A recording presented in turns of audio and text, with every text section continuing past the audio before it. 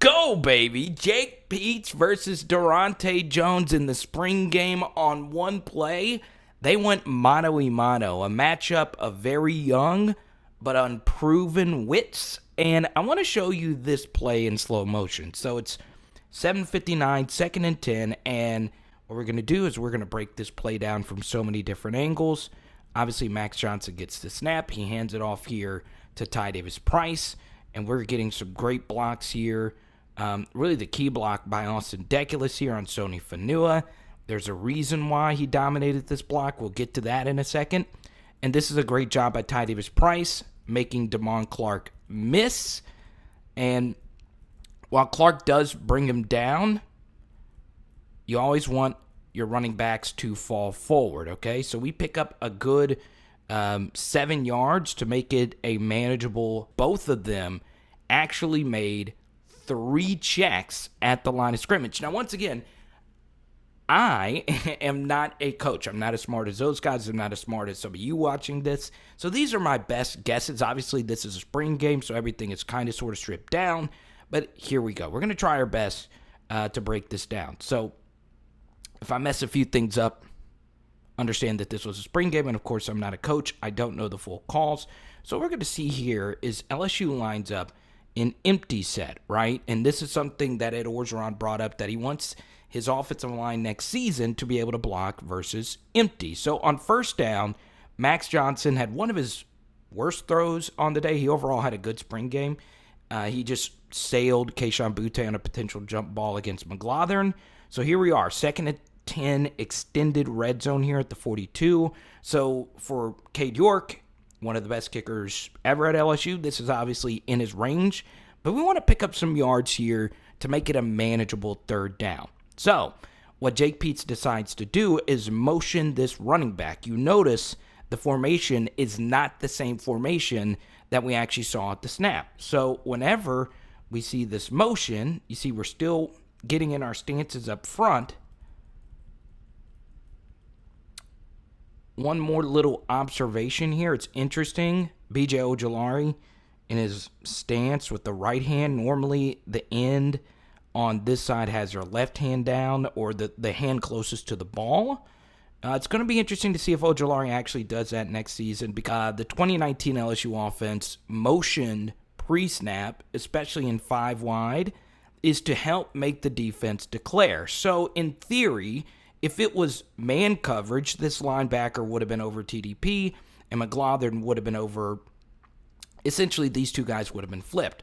But what they do is to help make the defense declare. It's zone coverage because, these two weren't flipped per se. So that's why they do it, in theory. Now, obviously, they still could have been playing man coverage. So this is something that we've brought up in live stream some, and this was a observation we made in our initial film study. If you guys want to see it, we have a full 2 spring game film studies. We broke down every play of every snap of this spring game. So what you see here, it's 2nd and 10, and what changes here is Damon Clark.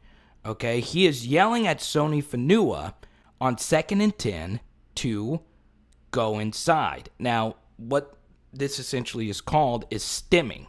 So what you see here are these 2 defensive linemen stem. And it's kind of hard to see from this angle, but Sony Fanua is on the outside shoulder of Austin Deculus, and Joseph Evans is on the outside shoulder of Chasen Hines at right guard, and they're going to stem to the inside. So guess what happens? Gap responsibilities change, all right? You notice we're in what's called a tight front. All right, and for those that know what tight means, that is Dave Aranda's 3-4 front. It's a variation of it, right? So because the broadcast angle is kind of hard to show you what actually happened, I decided to draw it up with this super fancy dry erase board graphic here. And as you can tell, this was before the defensive lineman stemmed to the inside. So as you see here, Sony Fanua is the end right here. This is Joseph Evans. This is Neil Farrell, and this is, of course, B.J. Ojulari. I didn't draw Jared Small or the backer, but essentially, pre-snap, Sony Fanua's job is the C gap, B gap, A, B, C. You guys get it, right? Now we go to after the stem. And you notice what happened. Sony Fanua stemmed inside. His responsibility is his B gap. This DT now has A gap responsibility, which was Evans.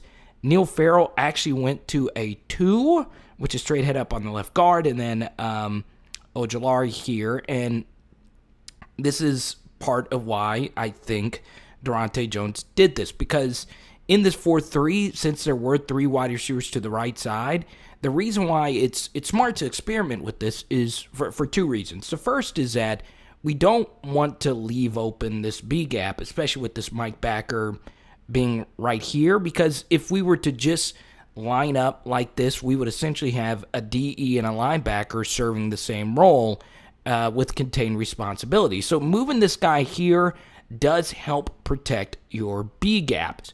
And you're looking at a play versus Missouri where this was the case, and this was obviously, a different type of play with pulling guards where, once again, we'll do a film study on kill and spill and wrong arming, but this, what you're seeing here is just a wide open hole through what was the B gap, and we just could not defend it. So this was a common theme throughout the season, so LSU decided, obviously in this scenario, to experiment with it. But this is where it gets very interesting, right?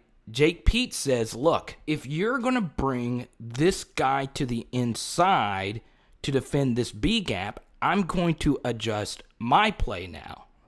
Okay, so notice right after that happened, you don't really see the offensive play callers over here. They're like, okay, you're going to give us this front. We are going to give Damon Clark a lot of heck on this play. So, Damon Clark's responsibility is contained in the run game, all right? And Jake Peetz sees this, or DJ Mangus, or George Mitos. Some offensive staffer sees this, and notice what happens. The key to this play working, you notice the wide receivers here. This gives me chills whenever you see stuff like this. I like seeing 2 elite coordinators, I say elite, hopefully they're elite, coordinators go head-to-head. Jake Peetz says, look, we're going to spread you out and increase this area for us to go through. So he widens the splits of his 3 wide receivers, and notice what that does. It stretches Damon Clark to right here and puts him in. And the conflict here is Damon Clark has underneath responsibilities to help defend the pass against our guy, Coy Moore. We're running 2 deep safeties. So what some defense coordinators would do in this situation is have Damon Clark sit right here and bring this safety up. So now you've looked at these wide receivers and it increased this space. And you notice, let's go back here, Damon Clark also had to widen out his splits. Okay? So he widens out his splits. Cordell Flott is telling him, hey, this is still your responsibility. And notice, we're going into pistol. Boom. Now, Jake Peetz audibles the play to what's called a RPO, which is a term that's used a lot. We are going to RPO them, all right?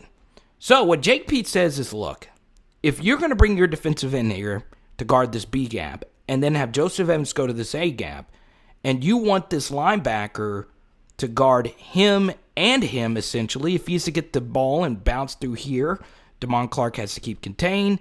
If he doesn't get the ball, you got to guard this guy in zone coverage, and that's exactly what Jake Peetz decides to do. Speed this up a little bit, and we get to here, okay? Now, you notice Damon Clark's in a tough position. He's like, okay, I'm looking at this to see if he hands the ball off, but I also got to guard this. So that's exactly who Max Johnson's reading. You see his head right here? See? He's reading him, okay? If Damon Clark would have stayed a little bit further back, he's going to hand it off. If Damon Clark would have just shot up immediately once he did that, he would have rose up and just tossed it right there to Coy Moore, right underneath right there, okay? But Max Johnson sees that Damon Clark sat, Okay, he's sitting heavy right here. And then once Max Johnson sees that's a long way for Damon Clark to cover all this space, that's where we get this run. Okay? So this is why this is difficult, all right? This is a good job by Jake Peetz saying, look, if you're going to have an undersized defensive end play Rashard Lawrence's role, obviously Sony Fanua is not that type of player, we're going to trust Austin Deculus to seal him to the inside and increase the space, and that is exactly what Austin Deculus does, okay? All right? And look at that. Look at this. Good stuff by Deculus. He had a rough day overall against Sony, but we got to trust a really good run blocker, Deculus, to jack Sony Fanua up, and that's exactly what happens here, okay? And notice across the way here, we do a good job blocking this A-gap right here. Look at this double team. Also, Neil Farrell had a really good day against Ed Ingram, but this time Ed Ingram's dominating him. He seals him to the backside. We're sealing on this side, even though they have backside contain responsibilities. Look at this. Good pass off here. We get to the second level. Good job by Liam, sealing this guy off to the inside. The only person who probably could have done a better job, and it's just what I see is Chasen Hines. Probably a little too much penetration here. If you're going to get, blown into the backfield like this, seal him. But instead he gives his outside shoulder, and if this tackle would have been made, this would have been another bad miss by Chasen Hines, but we move along here. This is just really good stuff. That's good stuff by Austin Deculus. And you notice all this space that he has to cover is what is open for Ty Davis Price, and we just need you to beat this guy. Get us these yards or just make a miss. Good stuff by Fanua to eventually fight off this block by Deculus, but Deculus did his job. And I'm actually glad Deculus kind of got blown out here, because if not, this would have folded into the back legs of Liam Shanahan, and that's how most offensive linemen get their knee injury. So I'm actually happy that Deculus kind of lost his balance, because that could have been ugly. But still, we make this guy miss, and we pick up 7 yards. With LSU actually checked on second and long, I think 2 other times this defensive end going into the B gap right here. I think they did this 2 other times during the course of the game. And this is a challenge, because this defensive end is not a guy that is used to playing a very difficult technique. And what this play shows you is Rashard Lawrence, who played this role valiantly, Glenn Logan as well in that 3-4 defense, but really Rashard Lawrence was so good. This is really a difficult position to play. The defensive end in the 3-4, that B-gap role, you see how difficult it is, because you can get doubled. There's just so many different things that can happen. And, you see what you see there. Our defensive ends, can Ali Gay play that role? Can Andre Anthony play that role? They could probably do it a little better than Sony Fanua because of their build. But it is interesting, right? Okay? And notice it's third and manageable.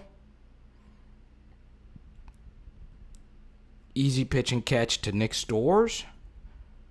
Just to show you Kayshawn's football IQ. This is one of my favorite plays he made in the spring game. Notice he didn't interfere. He just kind of rubbed and got in the way of Jared Small. Caused him to slow up just a little bit. See that? That's just good football IQ. To not hit him, don't go underneath him, don't even make contact with him, but just kind of get in his path. Right? And it didn't really slow him down much, but as a linebacker, you do kind of feel it. And just slowing him down just by that much. This is a beautiful ball by Max. Right on his upfield shoulder. And we're able to get this first down with our blocking tight end. Anyway, I hope you enjoyed this video. Comment down below. And if you want to see part 1 of Film Study Week and part 2 of Film Study Week, a lot of you like these breakdowns where we only go all in basically on one play. Let me know in the comment section if you want more of it, okay? It is Power Hour LSU. Boom! I think we're doing tacos again tonight. Let's go.